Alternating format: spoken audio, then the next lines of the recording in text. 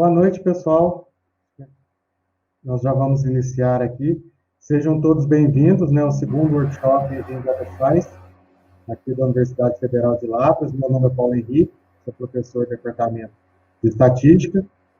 Junto comigo está a professora Paula, do Departamento de Computação Aplicada, né, Paula? Desculpa, só. E o Rafael, que vai fazer a apresentação agora.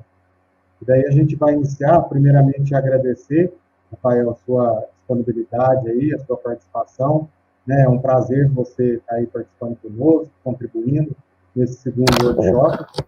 E eu queria só um comentário fazer com o pessoal aqui antes. Eu queria pedir para todos aí, qualquer dúvida, né? Qualquer questão, já colocando no chat, né? E depois a gente vai passar as perguntas aí para o Rafael, tá bom? O Rafael, vou fazer uma apresentaçãozinha rápida sua aqui. O Rafael, ele é doutor em Física Aplicada Biomolecular, na área de Neurociências, né, na UFSC, na USP, e graduado em Ciências Físicas e Biomoleculares no Instituto de Física de São Carlos. Atualmente, ele trabalha, né, como cientista de dados no Itaú Unibanco. Certinho? Isso, muito obrigado. exatamente. Então, fica à vontade aí, né, para você iniciar. Tudo bem, gente? Boa noite a todos aí. Muito feliz de dar essa palestra aqui para vocês. Não ia fazer a piada da Universidade Federal de Los Angeles, mas acho que vocês já devem ter ouvido essa piada 200 vezes. Mas hoje eu vou falar aqui para vocês como desenhar um problema de machine learning, que é trazer um pouco da experiência que eu tive como cientista de dados. Eu sou cientista de dados há quase 3 anos. Hoje eu sou cientista de dados sênior lá no Itaú. E eu quero trazer muito dos insights que eu acabei tendo aí sobre como resolver um problema de machine learning na vida prática, no mundo real e fora da academia. Porque normalmente as pessoas não chegam para a gente, olha, eu tenho aqui esse probleminha de classificação, faz esse modelo aqui e a gente vê as métricas. Eles chegam com problemas assim, super abertos. Olha, eu tenho essa área aqui, essa operação, e eu preciso que melhore o lucro, eu preciso melhorar a satisfação do cliente. E a gente tem que descobrir como fazer isso, não vem a coisa muito pronta. E aí tem um monte de coisas que a gente acaba desenvolvendo aí no dia a dia sobre estratégias de como a gente consegue pegar esse problema e colocar ele sobre a ótica de ciência de dados. Então, para a gente começar... Opa, estou selecionando a janela errada. Aí.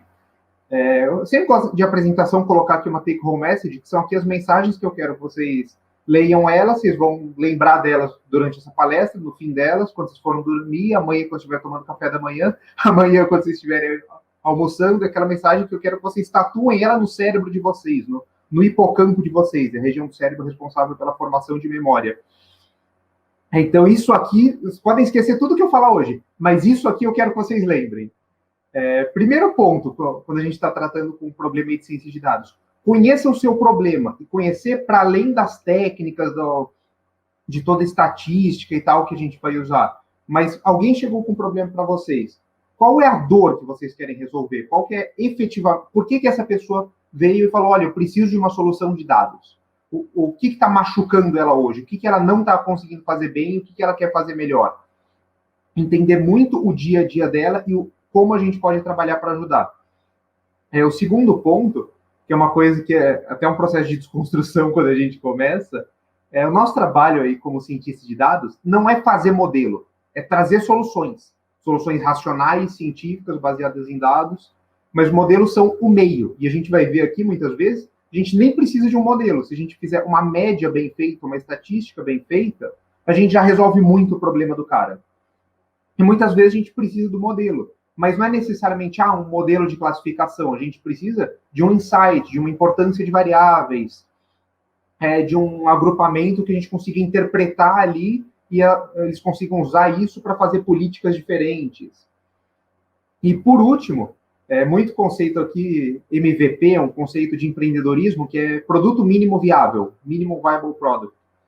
Quando vocês forem desenvolver, sempre comece pela solução mais simples e rápida possível, porque muitas vezes é super comum, ciência de dados é uma área muito nascente, Os problemas que chegam, você vai comparar ali com o benchmark, o que eles têm hoje, e é nada.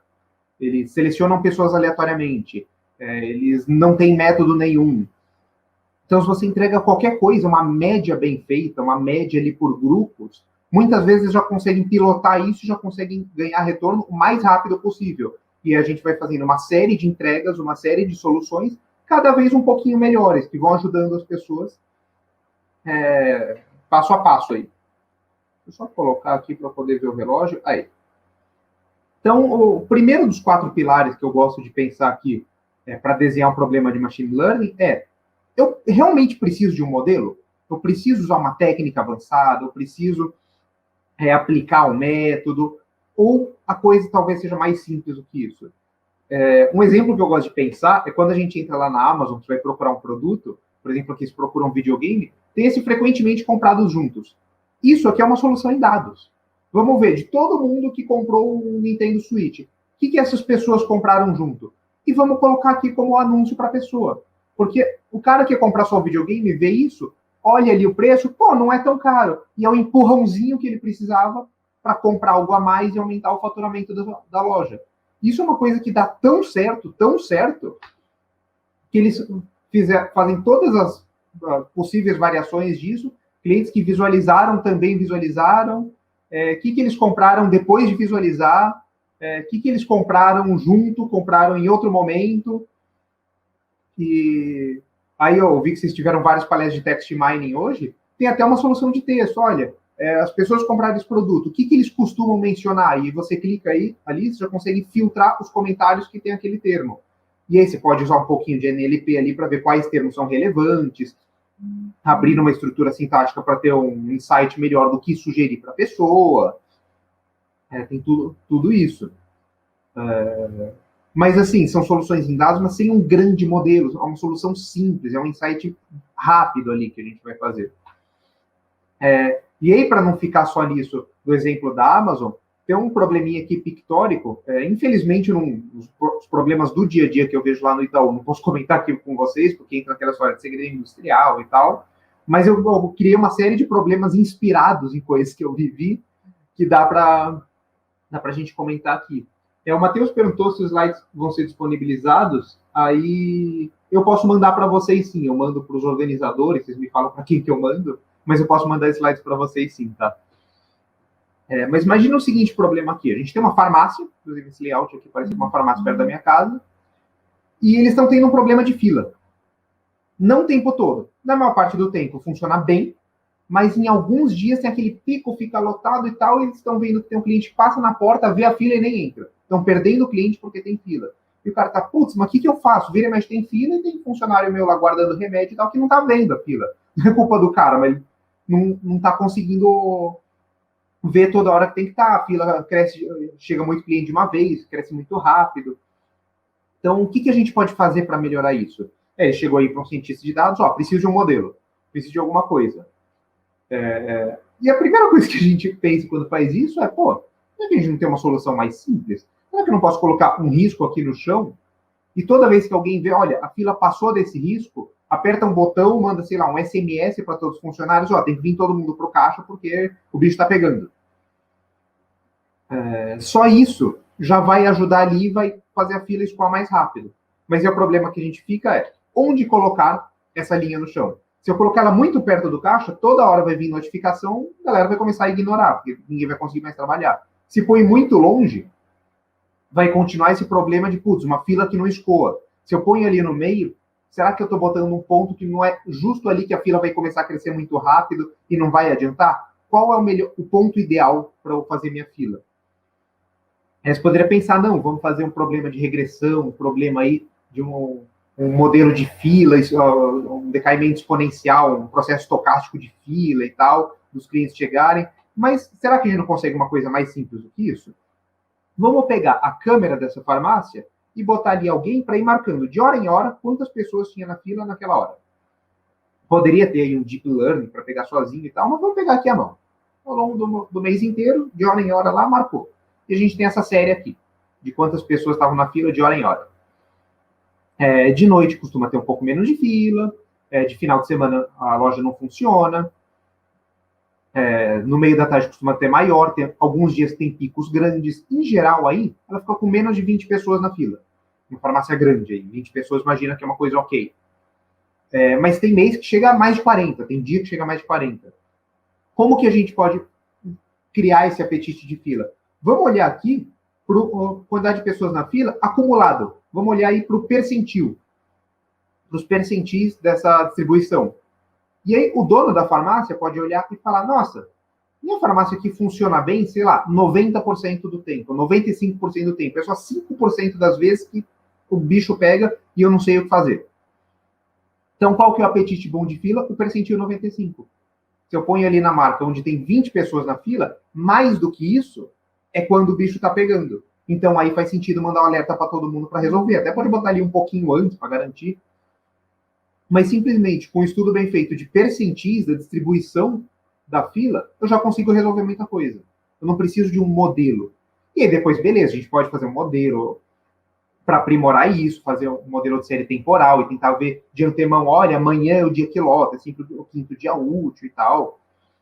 Mas para começar, isso aqui já vai tirar muito a dor do cara. E pode ser que já tire o suficiente que não precise de mais nada. Resolve o problema ali. Então, aí, isso comunica muito com o segundo ponto, que é o que eu quero aprender com os dados. Toda vez que a gente está fazendo um modelo, no fim a gente está aprendendo alguma coisa com os dados, seja a gente, seja o computador.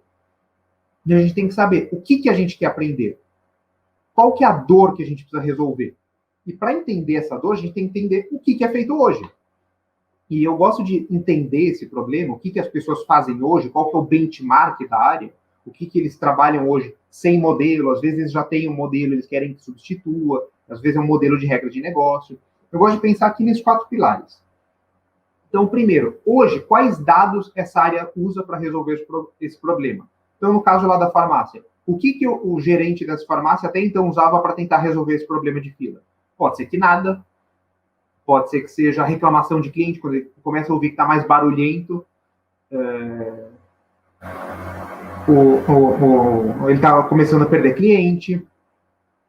Numa área de precificação, eu uso compras de produtos, eu uso perfil de cliente, dado cadastral, quais são as bases de dados que a gente tem disponíveis? E o segundo ponto, o que eles fazem com esses dados para filtrar as pessoas? O que eles têm de modelo ou de regra de negócio? Para fazer um filtro, para criar alguma propensão. Às vezes é modelo, às vezes é alguma coisa um pouco arbitrária. Todo mundo que acertou, entrou no meu aplicativo nos últimos 7 dias, por mais do que 1 hora, eu vou mandar uma promoção para eles. Pode ser uma coisa tão simples quanto isso. Esse modelo vai para alguma operação, que vai tomar alguma decisão em torno disso, vai fazer uma política em torno desse modelo, e isso vai chegar no cliente final. É interessante a gente mapear esses 4 pilares para começar a olhar nisso e ver onde eu posso ajudar nisso. Eu poderia ter dados, usar dados que têm acesso aqui na empresa, que essa área ainda não usa, que ajudariam nesse problema. O meu modelo, ele vai atuar aqui substituindo esse modelo, ou eu vou fornecer talvez um outro modelo que vai ter um insumo a mais para a operação tomar uma decisão melhor, tomar uma política mais fácil. Como esse modelo vai impactar na experiência do cliente? Que dados eu poderia ter a mais desse cliente, inclusive depois da operação do meu modelo, que pode no futuro, abrir para eu ter modelos melhores para fazer uma operação melhor. E como que o modelo vai ser usado pela área de negócio? Como que ele é percebido pelo cliente? Como que ele entra aqui nesse fluxo? E por que todas as perguntas? Pensar em tudo isso, no cliente, na área de negócio, o que está acontecendo, como que isso se reflete no modelo em si, nas nossas decisões de machine learning. A partir do uso que as pessoas vão fazer do modelo, a gente pode entender. O modelo precisa ser interpretável, elas precisam entender por que esse cliente é mais propenso do que aquele. Existe algum tipo de regulação? Então, vou fazer um modelo de crédito para um banco, tem regulação do Banco Central. Não pode ser qualquer coisa. O Banco Central exige que o modelo seja interpretável. Certos modelos têm uma exigência que seja uma regressão logística, inclusive, que a gente pode ali fazer um odds ratio e tal, e saber exatamente o que acontece com cada pessoa. Às vezes, não. Às vezes, a gente precisa de interpretabilidade para ter insight. Então, qual que é a variável que faz o meu cliente ser mais propenso? A gente pode fazer um check values, que vai dar esse feeling de qual variável eu preciso olhar mais. que insights que eles precisam, que entra às vezes naquilo. Às vezes eu não preciso do modelo em si, do score do modelo, mas eu preciso de insights que um modelo pode me dar. Então, eu quero entender o porquê os meus clientes são mais propensos. Uma importância de variáveis pode dizer isso. Eu estou perdendo clientes na minha empresa. Eu quero entender por que eles estão saindo. Vamos fazer um modelo aí de abandono de empresas, de customer churn, que eu até vou comentar com vocês daqui a pouco, e vamos comparar os clientes que o meu modelo falam que são altamente propensos a sair nos próximos 3 meses, o que as variáveis deles têm de diferente de quem é super fiel para a minha empresa? O que essas pessoas estão ficando chateadas, estão ficando tristes, que estão migrando para a concorrência, estão querendo fechar a conta, estão querendo não renovar o plano de celular? Que insights eu preciso? E a partir desses insights, a gente consegue saber que modelo a gente deveria usar. Uma importante variável, vou usar uma Random Forest, um Boruta. Preciso comparar score alto com score baixo. Beleza, eu preciso de um modelo que ordena bem. Talvez eu não precise nem olhar ali para a curva ROC inteira. Eu só preciso olhar para as pontas. Eu sei que os muito propensos estão bons e os poucos propensos estão bons. O meião, o modelo pode nem acertar bem. Mas eu vou ter um insumo aí suficiente para comparar. Isso vai dar um feeling para a gente de como a gente deve escolher, qual modelo a gente deve usar ali no dia a dia para aquela operação. E, por último, que aí entrou o último, mas, na verdade, coisa mais importante, qual que é o objetivo do projeto? Como eles pretendem usar esse modelo ali no dia a dia? Quando a gente faz um modelo de classificação, normalmente você vai lá dar se tiver no Python, predict proba, e vai sair um score do modelo, que é um proxy da probabilidade, mas não é probabilidade, é só um score. Mas imagina que eu estou numa loja e eu vou mandar para o gerente dessa loja um score de cada cliente para ele saber como que ele deve negociar, se é um cara propenso, se é um cara menos propenso, que eu deveria dar um pouquinho mais de desconto. É um outro exemplo que a gente vai dar aqui daqui a pouco. Mas esse gerente, ele vai saber o que fazer com um cliente que tem score 0.7528? Faz sentido isso para o dia a dia? Lembrando que é score, então não é uma probabilidade, é uma escala meio arbitrária ali. O que eu faço com isso? Então, aqui, dando um exemplo de o que a gente precisa extrair dos dados para resolver o problema, Customer Churn, que é essa área de pesquisa de entender clientes que estão abandonando a empresa. Então, você tem aqui um grupo de clientes que são fiéis, verdinhos, e você tem clientes azuisinhos que estão abandonando, indo para a concorrência, viram detratores, entra lá no Reclame Aqui, mete o pau na sua empresa, que é tudo uma merda e tal. E a gente quer fazer um modelinho para alguns meses antes, eu já sabia, olha, esse cara vai virar detrator, ele está pistolando com a empresa, ele está ficando irritado, e eu estou percebendo isso pelos dados, pelo uso dele. E eu quero fazer esse modelo para, de antemão, tomar uma política e impedir que ele saia da minha empresa. Dar-lhe algum benefício, ligar para ele, entender o que está acontecendo, tentar melhorar os meus serviços para resolver sistemicamente o problema. O que eu preciso disso? Às vezes até mais do que o modelo. Insight. Quais são as coisas que estão irritando esse cliente? Isso vem, por exemplo, de uma importância de variáveis, de um chefe velhos. Eu preciso muito mais do que o modelo entender o meu cliente. Não preciso tanto da caixa preta, mas eu posso usar a caixa preta para entender o que está acontecendo ali nesse problema. E depois, ao invés de vir um score muito louco, eu posso dividir os meus clientes em faixa. Então, olha, eu tenho um cliente aqui que é farol vermelho. Putz, esse cara, se ele ligar para você, tem que tratar ele 10 vezes bem. Porque ele já está puto. Esse cara, a gente vai ter que dar promoção, vai ter que entender ele, vai ter que fazer um carinho ali. Que esse cara já está perdendo. É um cara que é perigoso já. Tem o cliente amarelo. Não, beleza, esse aí tá no meião e tal, tá sucesso. E tem o cliente verde, que é o cara super fiel. Esse cara é o lover. Putz, esse cara é o outro lado. Chegou um produto novo, manda para ele testar, porque ele é super fã da sua empresa, e ele vai testar e vai te dar um super feedback bom, e vai ajudar o que você pode...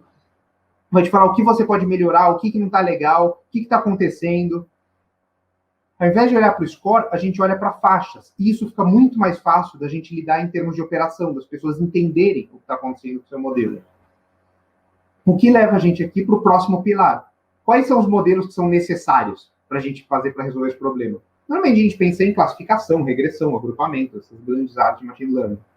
Mas ninguém chega para a gente com, olha, eu tenho um problema de classificação aqui para você resolva. Eles vão chegar, olha, no exemplo aqui, eu estou perdendo cliente. Eu preciso que você faça alguma coisa para resolver. Eu preciso que você me ajude, porque eu estou perdendo cliente. E a gente vai entender, olha, eu posso modelar isso como um problema de classificação. E às vezes, em seus problemas, a gente vai usar todos esses modelos. Só um segundo para eu beber água aqui, rapidão.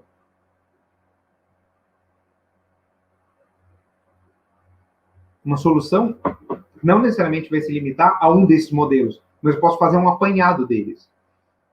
Então, por exemplo, aqui, vamos supor que você trabalha numa rede de varejo, que eu chamei aqui para não ter correlação nenhuma com a realidade, você trabalha na loja Casas Luiza, e essa rede de varejo quer criar um desconto personalizado para os clientes. Idealmente, a cada cliente, eu vou saber exatamente quanto eu tenho que dar de desconto para ele, para dar aquele empurrão que ele precisava para fazer a compra e aumentar meu faturamento. Mas é sistema velho, aquela coisa, a tecnologia não é o que a gente gostaria. Então, eu queria um desconto para cada cliente, mas só consigo fazer 5 descontos.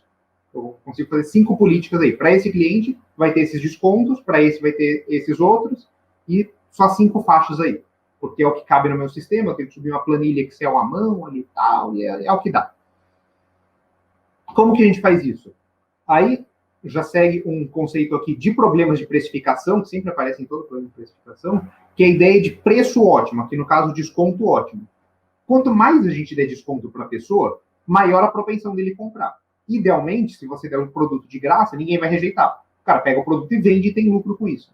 Tem um certo ponto ali que 100% das pessoas vão comprar. Não importa o que seja o produto. Qualquer pessoa racional aceita. E tem, do outro lado, se eu der um desconto demais, eu perco o lucro. Eu quero aumentar o lucro, eu quero aumentar o faturamento. Se eu der um desconto grande demais, eu estou quebrando minha própria perna. Onde que é o ponto ótimo para trazer esse desconto de cada cliente?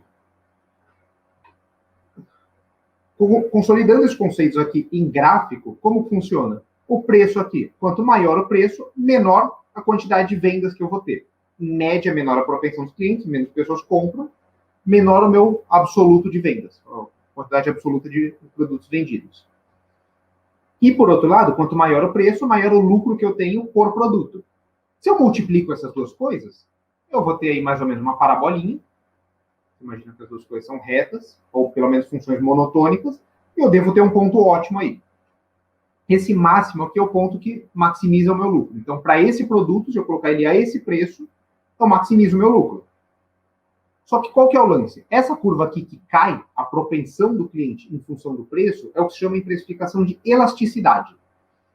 Um cliente que é muito elástico, ele tem uma curva muito inclinada assim, quase vertical. O que isso quer dizer? Se eu aumentar um pouquinho o preço, ele já fica puto e não compra o produto. Ou vai para a concorrência, porque ele tem uma visão muito boa de mercado, ou o orçamento dele é limitado, então se aumentar um pouquinho, ele já vai falar, não, mas isso é supérfluo, não preciso. E tem o cliente que é pouco elástico, que é quase horizontal. Esse cara, você pode botar o preço que você quiser, ele vai comprar de qualquer jeito, dane-se. Não faz diferença para ele o preço. Ele é pouco elástico. E qual que é a dificuldade que a gente tem aqui na hora de fazer um modelo de precificação? Clientes diferentes têm elasticidades diferentes. Tem cliente que, putz, esse produto é o sonho da minha vida. Eu tô louco por ele, eu preciso dele. Esse cara é pouco elástico, ele vai comprar de qualquer forma. E tem o cara que não, aquilo ali, supérfluo, eu gostaria. Ele é um pouco menos sensível. Teoricamente, a gente teria que estimar uma curva dessas para cada cliente. Só que a gente não tem como saber. O cliente ainda nem comprou o produto. Como que eu vou saber se esse cara é propenso ou não? Qual que é a elasticidade dele em torno de vários preços? Então, como que a gente pode fazer isso? Vocês poderiam pensar em outros desenhos de solução, várias coisas. Eu vou colocar aqui um exemplo de solução que a gente pode fazer. Primeiro, a gente faz um modelo de propensão. Então, a gente vai pegar aqui os clientes que foram expostos àquele produto, que eu mandei ali um desconto para ele, uma notificação, alguma coisa, e eu vou fazer um modelo de propensão dele comprar ou não o produto. Não vou nem olhar para o preço aqui. Qual que é a probabilidade dele comprar esse produto? E aí, no fim, do meu modelo, eu vou ter para cada cliente aí um score 0,95, 0,58, 0,73. eu consigo ordenar os meus clientes de acordo com a propensão. Tem o cara que está louco para comprar aquele produto e tem o cara que está né. E aí, o que eu faço? Eu tenho esse score que é contínuo. Aqui o verdinho, o cara que está louco para comprar o produto, o vermelhinho, o cara que não está nem aí. Aí eu faço um outro modelo de classificação, que eu passo uma variável preditiva para esse modelo, o meu score, e a variável resposta a mesma, compra ou não produto. E uso uma árvore de classificação para isso. Que eu vou limitar ela para ter 6 folhas. Poderia ser 5 também nesse caso. Por que você está fazendo isso, Rafinha? Que coisa louca e tal. Você fez um puta modelo caixa preta maravilhoso, agora você está usando uma árvore de classificação, coisa mais besta que existe. Por quê? Porque lembra que aqui atrás eles só tinham 5 políticas possíveis de desconto? O que eu estou fazendo quando eu faço isso? Eu estou separando os meus clientes em cores. Então, eu tenho o meu cliente verde claro, eu tenho o cliente verde escuro, eu tenho o cliente amarelo escuro, amarelo claro, laranjinha, vermelho. Para cada uma dessas faixas de clientes, eu posso fazer uma política de desconto diferente. É como se eu tivesse feito uma clusterização, um agrupamento, só que olhando para a classificação, usando modelos de classificação para isso. Tem uma outra técnica que eu poderia usar, que se chama agrupamento supervisionado, que eu uso uma random forest, por exemplo, para fazer um modelo de classificação, vejo as variáveis que são importantes e agrupo, faço um agrupamento em cima dessas variáveis. Eu tenho a visão adequada para aquilo que é importante para aquele produto, para aquilo que é importante para o meu problema. Mas aqui vamos ficar nessa, segura essa emoção. A gente consegue dividir os meus clientes por cores, por faixas. Agora tem clusters de cores diferentes. E para cada um desses, eu tenho um volume grandão de clientes. De todo mundo que é cluster verdinho, verdinho claro, que é super propenso. Tem cara que comprou esses produtos ou produtos parecidos por tudo que é preço. Vamos usar esses pontos agora, desse montão de produtos, desse montão de pessoas, e ajustar uma retinha aqui, que cai. Vamos fazer uma regressão. Pode ser regressão linear, mínimos quadrados. Agora, eu tenho a elasticidade deste cluster, do cluster de pessoas muito propensas. E o lucro é dado. Quanto maior o preço, maior o lucro. Eu sei a minha margem ali. Multiplico os dois para aquele produto pronto. Tem um preço ótimo. E ele passa a se aplicar mesmo para as pessoas daquele cluster que ainda não compraram o produto. Porque, veja, eu fiz um modelo de classificação em cima só do público que comprou ou não. Mas depois eu consigo escorar o meu modelo, eu consigo aplicar ele em todo mundo. Porque eu usei variáveis que não dependem da compra daquele produto. Eu usei variáveis de cadastro, variáveis de perfil de consumo, de navegação no aplicativo. Eu consigo ter um score para todo mundo. E aí, a partir das pessoas que são parecidas com essa, que estão no mesmo cluster, que compraram, eu consigo estimar o meu preço e achar um valor ótimo. Eu consigo saber exatamente o desconto que eu preciso dar. E como que isso vai funcionar no dia a dia? Ah, beleza, a gente pode pensar aqui em uma push notification. Então, para cada produto, a gente faz um modelinho desse de propensão, a gente pega os clientes das faixas mais propensas, só falta aquele empurrãozinho para comprar e manda um push notification, com desconto ali, para bater no preço ótimo. E vai chegar no preço que ele precisa para comprar e dar o nosso lucro. Só que tem um subproduto que a gente pode trabalhar com isso. Na loja física, que essa rede pode ter, quando um cliente vai negociar ali com o gerente, pedir um desconto e tal, chama o gerente, porque esse produto está caro, eu quero parcelar em 10 elevado a 30 vezes sem juros, não sei o quê. O cliente, ele acessa lá pelo CPF do cliente e fala, esse é um cliente de qual cor? Ele é um cara super propenso. Pô, então eu posso dar uma segurada nesse desconto, porque o cara tá louco para comprar. Vamos aí, vamos negociar, vamos ceder um pouquinho, mas eu não preciso ter uma postura tão agressiva. Ou, putz, é um cliente laranja. Poderia juntar com outro modelo ali de churn. Eu posso ter vários faróizinhos que descrevem a realidade, o momento de vida desse cliente. O gerente olha, putz, esse cara aqui, preciso ceder, senão ele não compra. Vamos dar um desconto maior, vamos discutir outras condições de pagamento, vamos talvez fazer aí um boleto parcelado. Vamos ver o que a gente precisa para garantir essa venda na loja e garantir essa compra. E, veja, agora o gerente não está mais olhando para um monte de número, ele está olhando para cores. E cada cor, você pode até mandar um manual para esse gerente de loja. Olha, para cada cor significa isso desse cliente, você deveria abordar dessa maneira. Até pode vir ali algumas perguntas que você pode fazer. Qual é a faixa máxima de desconto para cada um dessas cores diferentes de clientes. E aqui, por último, não sei se vocês já ouviram falar disso, um modelo muito comum, isso aqui não é um modelo de machine learning, é um modelo de forma de trabalho, de organização, que é comum na iniciativa privada, esse CRISP-DM, foi criado, se não me engano, pela IBM, isso. Que é como funciona um projeto de machine learning. Então, chega o problema, você vai ter uma fase de entendimento de negócio, que é o que a gente chama de fase de imersão, que em cada empresa funciona de um jeito, mas pode ser, por exemplo, você vai lá, fica do lado do cara, fica na operação por uma semana, vê os caras ligando para gerente, recebendo ligação de cliente e tal, vê o que acontece no dia a dia ali, para entender de fato o problema, o negócio. Aí você vai para o entendimento dos dados, quais variáveis eu tenho, essas variáveis têm outliers, são bizarras, qual é a escala delas, por que elas são usadas da maneira com que são. Aí vem para a fase que mais ocupa tempo cientista de dados, a preparação de dados, organizar essas variáveis, criar novas variáveis que tornam elas boas para modelagem, fazer uma única tabela, por exemplo, visão cliente, em todas as colunas, e a variável resposta. E eu consigo ali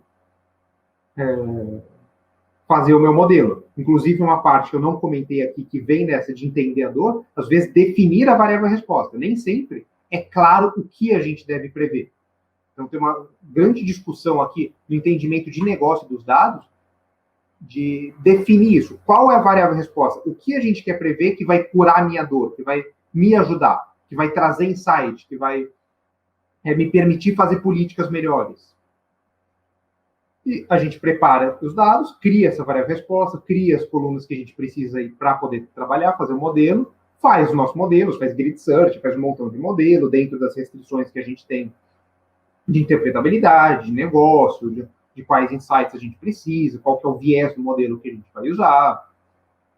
E avalia. O meu modelo está sendo útil comparado com o benchmark, comparado com o que eles fazem hoje. Ele é bom? Ele está ajudando? Se está, entrega.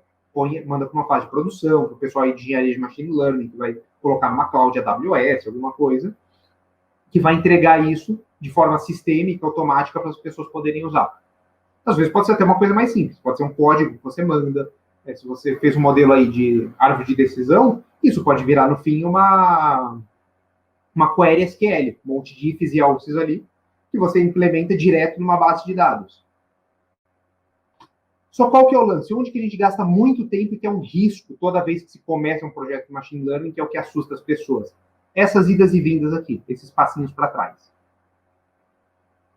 Porque por conta disso, a gente não consegue fazer um projeto em cascata, como é o pensamento antigo das empresas. Eu tenho um projeto, eu tenho esse passo, uma coisa atrás da outra. Em machine learning não funciona bem assim. Às vezes você está ali, está fazendo um modelo, putz, eu tenho que voltar e redefinir minha variável resposta.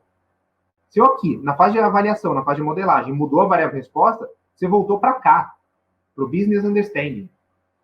Você vai ter que fazer uma nova variável resposta, todas as métricas do seu modelo param de funcionar, porque a outra variável resposta, seu modelo está prevendo uma outra coisa, por mais que seja parecida, é outra coisa, vão mudar as regras, não precisa mais ter consistência. E isso aumenta muito o risco do projeto. Como que a gente diminui esse risco? Que a gente convence o pessoal lá da nossa empresa, de uma entrevista de emprego e tal, que a gente é útil, que é importante fazer um projeto de machine learning, com entregas rápidas. Se a gente logo de cara entende bem o problema e fala, olha, eu fiz aqui esse painel de visualização, que a galera pode fazer ali em Power BI. Eu fiz uma média aqui dos seus clientes que você não via antes. Fiz um gráfico para você, que te ajuda a tomar uma decisão. E você já pode botar isso no ar. Em um mês de projeto, um mês e meio de projeto, a galera já está ganhando valor com isso. Você já aumentou o lucro, você já aumentou a satisfação do cliente, alguma coisa você gerou que deixou as pessoas mais felizes. E, putz, mesmo que o projeto não dê nada, já ajudou, já melhorou, muito rápido. E deu um monte de ideia para a gente do que a gente pode fazer em paralelo, independente do projeto, para melhorar. Então, entregas rápidas são muito positivas para o bom andamento aí de um projeto de machine learning. E quanto mais você entender essa primeira parte aqui, entender o negócio, menos risco você tem de retrabalho. Que é uma coisa que acontece muito, que ali entra muito no eu preciso de um modelo e tal. A gente que estudou muito aí, estatística e tal, não sei o quê, chega um problema, o superintendente lá da área falava, depois que a gente aprende a usar martelo, a gente acha que tudo é prego. Chega um parafuso, a gente arrebenta o negócio. A gente quer sair botando modelo em tudo que a gente vê pela frente. Então chega, a gente já mata, pau. Só um problema de classificação, essa variável resposta, vou, faço, não sei o quê. Aí chega lá no final, na avaliação, você mostra para os caras, aí todo mundo fica ali com aquela cara de paisagem. Olha, eu não faço o menor ideia do que fazer com isso.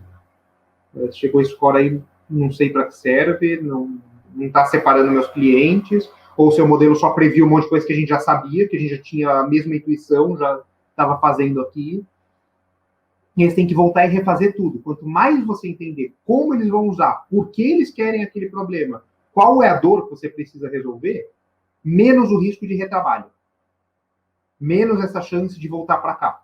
Isso deixa o seu projeto mais substancial, faz as pessoas ficarem mais confortáveis. Depois de você entender, em geral, a gente faz uma apresentaçãozinha ali para a área cliente. Olha, é isso o problema? Você entendeu? Você está confortável com isso? Isso faz as pessoas confiarem em você, confiarem que machine learning realmente vai trazer uma solução para a vida delas, que vai ajudar elas. Vi aqui que a Isabela perguntou alguma coisa. Qual conselho você dá para alguém que termina o mestrado ou doutorado acadêmico e pretende trabalhar com cientista de dados na indústria da empresa? Quais são os maiores desafios? Eu acho que é muito disso que eu estou falando, que é muito do que eu expus na época que eu fiz a minha entrevista de emprego e do que eu acho que me diferenciou na época que eu entrei. Você conseguir mostrar como você consegue usar todo aquele seu conhecimento técnico para ajudar eles. Porque, veja, quem vai te entrevistar, às vezes pode ser um cientista de dados, mas não necessariamente. Em geral, a entrevista para ciência de dados tem duas partes.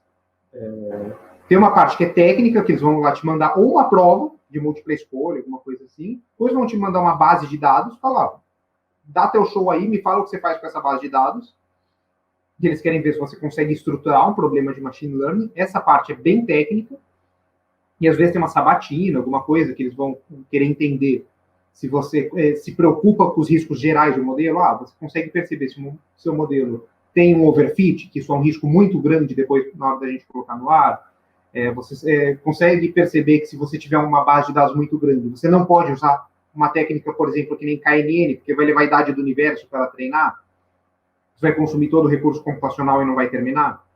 Então, tem essa parte mais técnica, e depois tem uma parte mais social aí, que geral com coordenador, às vezes com o pessoal de RH, que eles querem entender, olha, você aí que veio da academia, por que você veio da academia? Você consegue extrapolar esse monte de coisa que você vê nesse palácio de marfim da academia, desse monte de teoria pela teoria e tal, e provar equações, e mostrar como isso pode ser útil para mim? Como você consegue efetivamente resolver um problema meu? Uma coisa que muitas empresas fazem, por exemplo, na sabatina, às vezes na sabatina técnica, às vezes nessa outra, eles te dão um problema assim genérico. Você está abrindo uma escola. E eles vão te perguntando que dados você gostaria e tal, para entender se você consegue pensar numa solução, não em termos tão técnicos, mas uma solução que seja útil para as pessoas. Você consegue estruturar um pensamento de como você consegue usar as suas técnicas, suas habilidades para entregar algo. Então, acho que isso faz uma grande diferença para quem for começar aí como cientista de dados. Pensar como a gente consegue usar gráficos, usar modelos para resolver problemas do mundo real. E como ajudar ali a empresa a entregar o produto deles para a sociedade, para o mercado e tal. De novo, então, essas são as mensagens que eu quero que vocês tatuem no hipocampo de vocês, que agora, talvez, depois da apresentação, algumas coisas tenham ficado um pouco mais claras. Conheça o seu problema.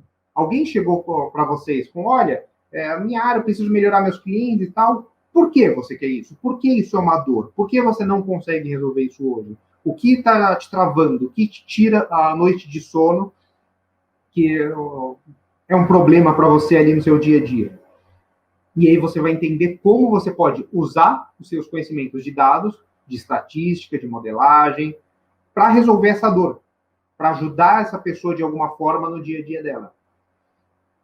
Segundo ponto, nosso trabalho não é fazer modelo, então não fica tentando bater martelo em tudo que é coisa, porque tem coisa que é parafuso, não é prego. Entenda qual é a solução que essa pessoa precisa. O modelo vai ser um meio. Se eu preciso entender uma importância de variáveis, usa uma random forest, talvez até um shape values, talvez uma técnica de Boruta. Se eu preciso de um modelo interpretável, um modelo que eu tenho uma característica que ela é monotônica crescente com relação a uma variável, usa uma regressão logística. Preciso de um agrupamento. Será que eu preciso de um caminho mesmo de agrupamento? Ou será que eu não tenho uma variável resposta escondida aí? E eu vou usar, na verdade, um modelo de classificação para fazer o meu agrupamento. E, por último, pensa sempre em MVP. Começa pelo mais simples que você puder. O primeiro modelo que você vai fazer é o modelo dummy. Média. É um modelo de série temporal, você vai repetir o ponto do dia anterior. Porque pode ser que isso já melhore. Uma coisa tão besta, quando isso, se os caras não tem nada, às vezes você repetir o ponto do dia anterior, já melhora. E já sana uma dor. Então, MVP. Qual é o mínimo que eu preciso entregar para já ajudar essa pessoa? Aí você entrega. O projeto não terminou aí, você continua entregando cada vez melhor. A gente quer usar ali tudo que a gente aprendeu, a nossa técnica, para entregar a melhor solução possível. Mas não fica 6 meses para entregar a coisa ideal, se você pode entregar uma coisa rápida antes. E às vezes até chegar nessa coisa ideal, lá no meio você já resolveu tanto problema que o projeto pode ser encerrado ali. Uma solução intermediária muito boa, e você usar seu tempo para um outro projeto, um outro problema, que está tudo mato alto, que ninguém sabe o que fazer, que você consegue ajudar muito. E aí, por último, aí, um marketing pessoal meu, eu tenho aí páginas minhas em canal de YouTube, Facebook, Instagram, que eu tenho colocado um monte de dicas de machine learning, em geral são dicas ligadas à minha experiência profissional. Então, coisas que eu percebi no dia a dia que podem ajudar você a aprender machine learning, estudar. Em geral, são para pessoas que ainda estão começando a estudar. Talvez vocês já estejam num ponto mais avançado que isso. Mas eu dou ali muita dica do dia a dia, de insight que eu tive, como a gente pode usar um modelo de uma forma não óbvia ali, que nem eu comentei da árvore de decisão para fazer um agrupamento hoje para vocês. Eu falo bastante desse tipo de coisa, então se vocês tiverem interesse, estou ali em todos os canais, YouTube, Facebook, Instagram, procuram por Rafinha dos Dados. E é isso, vou abrir agora para perguntas, a gente tem aí mais 15 minutos, que é o tanto que me indicaram para deixar de perguntas para vocês. Deixa eu ver aqui o Leandro. Meu case no processo seletivo não foi técnico, na verdade, eu quero saber meu modo de pensar o problema que eles tinham. Você acha que é por aí? Sim, que é um pouco disso do que eu estava falando de abrir um problema genérico. Na hora que eles vêm com um problema desse, você pode colocar ali uma solução técnica, mas o que eles querem saber você consegue explicar por que essa solução técnica ajuda o problema? Que insight eu consigo trazer com isso? Que é uma coisa de comunicação. Às vezes, quando a gente está na academia, a comunicação muitas vezes não é tão valorizado, pelo menos onde eu estava, às vezes não era tanto. E a gente fica, a comunicação é ficar fazendo apresentação PowerPoint, bonitinha, não sei o quê, perda de tempo, eu quero aqui demonstrar minhas equações, quero provar teorema. Só que qual que é o lance? Hoje eu penso muito nisso. Quando você comunica bem, você consegue trabalhar mais do que você trabalharia normalmente. Por quê? Quando você está ali, você concentrado e tal, o máximo que você vai entregar ali é 8 horas de trabalho. Técnica, você é muito bom, muito rápido e tal, consegue fazer muita coisa. Mas quando você comunica bem, às vezes um negócio que você ia passar 3 horas num problema. Peraí que meu gatinho está subindo na mesa. Só um segundo, gente. Às vezes um negócio você ia passar 3 horas, uma semana, quebrando a cabeça com um problema que você não sabe o que fazer, você não entendeu aquela variável. Você comunica o que você está fazendo para alguém. Mostra ali o que você está fazendo. Mostra a sua dor. Às vezes o cara já passou por um negócio parecido e fala, pô, isso aqui você tem que pegar aquela outra variável da outra base que resolve. E aí, o que você levaria uma semana para descobrir, você resolveu em 15 minutos, 1 hora. Ao se comunicar bem, você consegue entregar mais do que você seria capaz de fazer sozinho. Então, acho que isso é uma coisa muito importante que a gente acaba aprendendo aí no mercado, na iniciativa privada, que são essas soft skills. O quanto elas são importantes e elas ajudam a gente a aprender, inclusive, coisas técnicas. Então, colaborativo. Estou ali, estou rodando um modelo, não aguento mais do saco cheio, vamos virar para o cara do meu lado e perguntar no case dele, no projeto que você está fazendo. O que está rolando? E aí você limpa a sua cabeça do seu problema, você vai ver um outro problema, vai pensar com ele numa solução, às vezes vai chegar numa super coisa, super legal, super inovadora, e aí quando você volta do seu problema, você está com a cabeça limpa. E veja, você aprendeu ciência de dados com isso, porque você está discutindo com outro cara, às vezes técnico, aprendeu sobre uma outra área de negócio, porque é um outro case, teve um monte de ideia de estatística, de coisas que vocês poderiam fazer com o modelo, porque você teve uma soft skill bem desenvolvida. Você soube se comunicar bem, você soube dá uma ideia que não é você que vai brilhar com isso, está dando protagonismo para outra pessoa. Você deu uma solução para outra pessoa que vai brilhar com aquilo, mas você fez alguém crescer. E todo mundo está vendo que, putz, todo mundo que fala ali, com, sei lá, quem que perguntou, o Leandro, todo mundo que fala com o Leandro, começa a trabalhar com ele, senta perto dele, começa a crescer. Mano, esse cara aqui é uma peça-chave. Não interessa só a questão técnica, ele ajuda quem está em volta, ele faz a equipe crescer. Isso é bem visto, isso é valorizado. Então, acho que é muito por aí. O quanto você consegue agregar, tanto pela sua parte técnica, como pela pessoa que você é. Você consegue fazer essa empresa crescer? Você consegue fazer ela entregar melhor para a sociedade? Fazer uma sociedade melhor? Trabalhando nessa empresa, com as coisas que você sabe, com a pessoa que você quer ser, com as coisas que você quer desenvolver? Eu acho que é muito por aí. Rafael, pegar só o gancho aqui, a Isabela colocou uma pergunta, né? E eu acho que é uma pergunta assim fundamental, principalmente para o pessoal que está às vezes no final de graduação, às vezes não sabe, às vezes quer fazer um mestrado, às vezes não sabe se eu quero ir para o mercado, tem umas coisas assim. Mas que conselho ou que dica, por exemplo, você daria para alguém que termina o mestrado, o doutorado acadêmico, e pretende trabalhar como cientista de dados, né, na indústria e empresa? Quais são os maiores desafios aí que você acha que eles têm? Eu acho que, basicamente, pegando esse gancho, por onde que a pessoa poderia começar? Assim, para ir como cientista de dados, eu acho que tem uma questão de entender as áreas básicas aí de ciência de dados, que assim, se você fez um mestrado, doutorado em ciência de dados, provavelmente é uma coisa mais direta aí para vocês. Não era o meu caso, eu fiz meu doutorado foi em comunicação de peixes elétricos. Eu cheguei a usar ali o modelinho de classificação e tal, mas eu até brinco, eu não sou cientista de dados, minha profissão mesmo é conversar com peixes, é o que eu aprendi a fazer. Então, acho que tem um pouco isso, e aí eu recomendo muito, para quem programa em Python, tem lá a biblioteca do Scikit-Learn, a documentação deles é praticamente um manual de ciência de dados. Eles vão dando exemplo, vão dando gráfico, acompanhar por aquilo. Ajuda a ter uma visão geral. E aí tem um ponto que acho que vale a pena comentar, porque vira e mexe o pessoal pisa nessa bola e acaba pegando mal. Quando você vai fazer uma entrevista, tem ali a prova, ou uma análise que vai fazer de dados e tal, e depois vai ter uma sabatina sobre essa prova, para entender o que você errou, acertou. Eu até gosto de ver a sabatina como uma segunda chance ali, porque mesmo as coisas que você errou, você tem um momento ali para explicar, putz, eu errei porque eu estava pensando em tal coisa e tal, agora eu entendo, funciona assim, que é esse modelo. E aí qual que é o lance, para a galera não pisar na bola?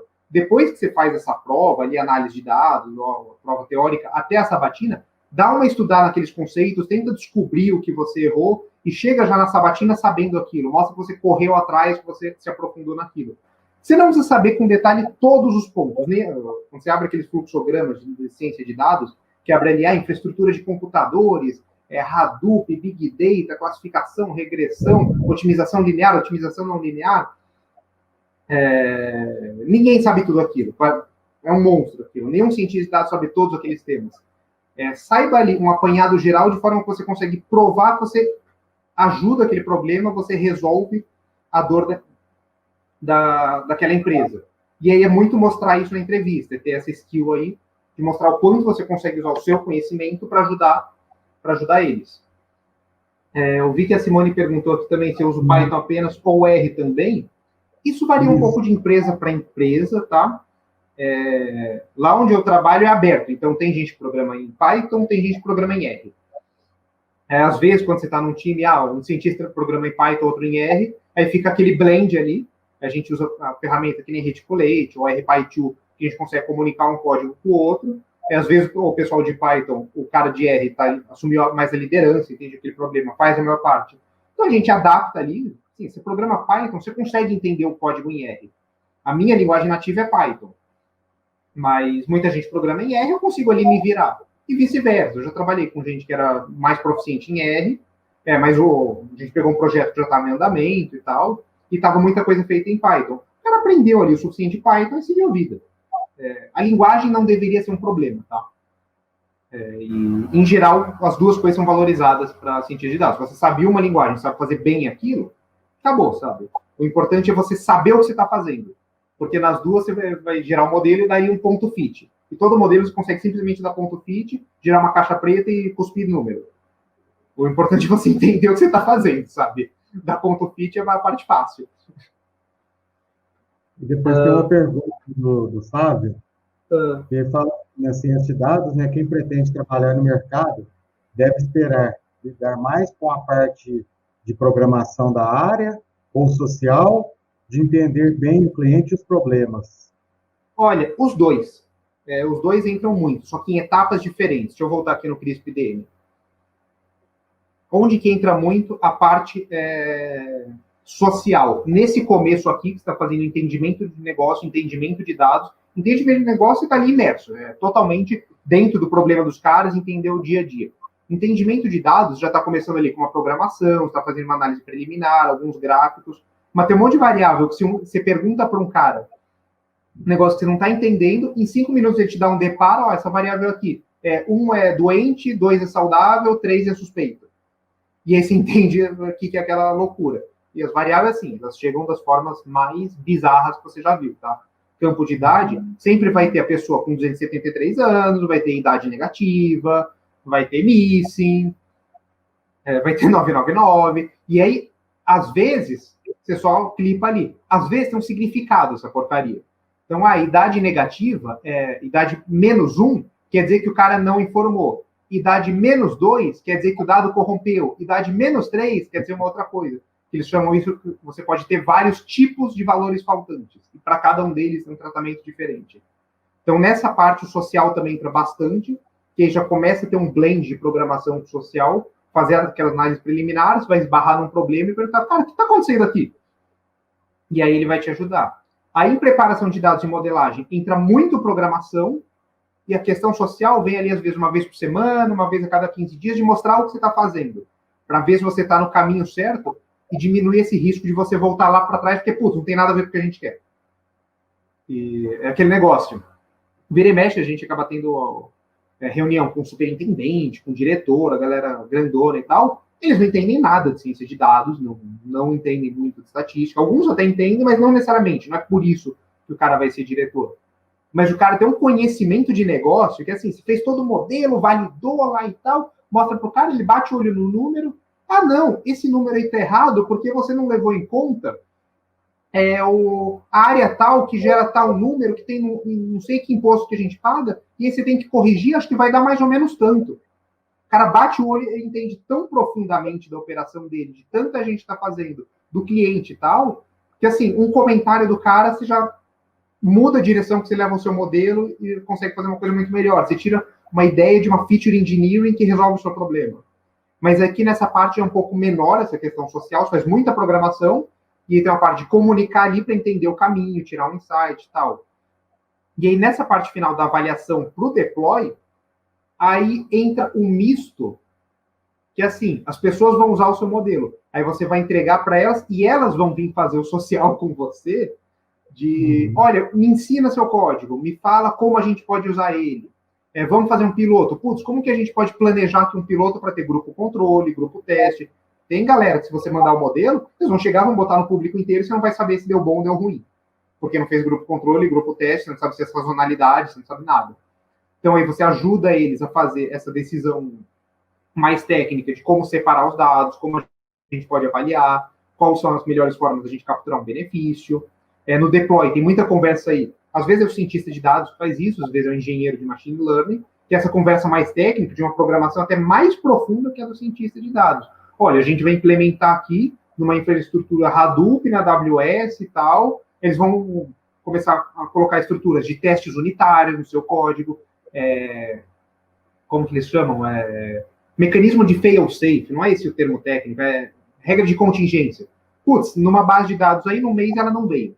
Não foi processada porque deu problema no mainframe, ou é carnaval, ou caiu um raio em algum lugar, não veio dado. Seu modelo não pode quebrar. Tem que ter uma regra de contingência para ele empurrar aquilo para frente. Imagina que você fez um modelo de crédito. De repente, o Itaú não gera score de crédito para as pessoas, fodeu. Como que eu vou fazer empréstimo para as pessoas? Vou começar a emprestar aleatoriamente? Tem que ter regra de contingência nesses casos. Então, aí eu também, é uma coisa de blend com a área de negócio, com a parte técnica, a gente vai fazer estudos de programação, dos dados e tal, para entender o melhor caso para isso daí. Então, acho que ciência de dados é muito multidisciplinar nesse sentido. Importa bastante a programação, mas não aquela programação ali ultra técnica do engenheiro de software e tal. É ali uma programação de entender o que você está fazendo, entender os dados, muita análise de dados, e essa parte social para entender como isso se aplica. Então, acho que é um blend aí dessas duas coisas. É fundamental, né? Não só saber, por exemplo, fazer análise, mas também comunicar esses resultados, né? Sim, isso até tem uma história engraçada, que uma vez eu peguei um case no meio, porque o cara estava no case e ele saiu do banco. No meio do case eu entrei no meio. Eu cheguei lá, o cliente estava meio assim, porque o modelo tá uma merda e tal, não serve para nada, não sei o que fazer com isso. E aí eu fiz para eles isso que eu mostrei aqui para vocês, dividir em faixas. Vamos pegar aqui cliente faixa verde, faixa amarela, faixa vermelha e ver como que os volumes das faixas estão evoluindo no tempo. O cara passou a adorar o mesmo modelo. Depois a gente até melhorou e tal, mas assim, por comunicar melhor, o cara soube como usar e resolver o problema, sabe? Não, com certeza. Bom, pessoal, queria só saber se tem mais algum comentário, mais alguma questão para a gente encerrar aqui, né? Rafael, mais uma vez agradeço aí a sua disponibilidade, a sua palestra, muito obrigado. Eu fui colocando aqui algumas questões do pessoal parabenizando e agradecendo aí pela sua palestra. Muito obrigado. Legal. E daí eu queria também falar o seguinte, daqui a pouco nós vamos ter mais uma palestra, né? E aí falar para o pessoal assistir e ficar por aí, tá bom? Obrigado, então, Rafael. Só aquela pergunta que você falou, que o pessoal fez, se você poderia disponibilizar os slides, daí se você encaminhar para nós, a gente pode, eu tenho um e-mail do pessoal e posso encaminhar para eles aí, ou se você tiver algum local que você fala que o pessoal pode pegar esse material, que você acha mais fácil. Eu acho que esse material está no meu Google Drive. Se quiser, me manda um e-mail, que aí eu mando por e-mail para vocês, fica mais fácil, talvez. Ok. Ok, então. E aí, pode mandar para mim, aí eu mando para o pessoal aí, é mais tranquilo, eu tenho a lista de todos os inscritos lá, tá bom? Beleza, você me manda aqui em algum dos chats o teu e-mail para eu já encaminhar? Mando sim, manda aí agora, então, tá bom? Só Beleza. terminando aqui, aí eu vou. Obrigado, então, pessoal, uma boa noite a todos aí, obrigado, Rafael. E aí, daqui a pouco a gente continua. Até mais, né? Valeu, brigadão. Brigadão pela oportunidade aí, Paulo. Valeu, gente.